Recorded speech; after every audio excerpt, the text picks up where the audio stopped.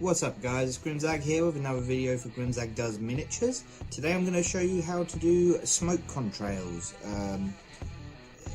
It's quite a basic, quick technique that can get really good effects. I've used it on rockets and jetpacks and my own models. I've taught it to a couple of other people. One guy used it for smoke coming off of a torpedo fired from a U-boat. I've seen someone use it for explosions on a beach. Water splash effects. Anyway, it's one of these things that it's quite easy to do and you can get all sorts of cool effects from it. So let's get straight into it. First up, what you're going to need is your whatever rocket or propellant you're going to be using to launch it from. You're going to need some 1mm brass rod. You're going to need a pin vise with a 1mm drill bit. Then you're going to want some super glue, and you're going to want some foliage, some woodland scenic foliage clusters. The ones I've got, I believe, are meant for model railways, but you know, use them for whatever you want.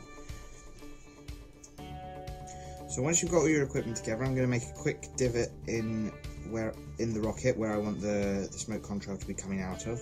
I'm going to use a craft knife for this. You don't have to, I just do this to stop the pin vise from skating around on the surface while I'm drilling. So I'll make I'll use the pin vise to drill a small hole in here on both the rocket boosters, because that's where the smoke's coming out of. Then we'll use the brass rod. I'm going to bend it out of shape so I can get a cool corkscrew on this guy's jetpack while he's flying, so it looks like he's lost control. I only really want one really big contrail. I don't think that this is going to be precise enough to do two separate smoke trails, so the second rocket is just going to have a smaller piece of wire attaching it to the first. These are all held in place with the super glue that I had earlier. And once that's all done, it's simply a question of taking your foliage clusters and ripping them up so that you've got some weird and wonderful shapes. You can be a bit precise with this. I've seen people who only put the large clumps at the very tail end of this contrail so that you end up with like it disperses and gets spread out as you get further away from the source of rocket.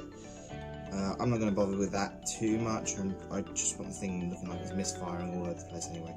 So then you just put some super glue on your brass rod and glue the clumps. Be careful with your fingers this way. I've glued my fingers to these on numerous occasions.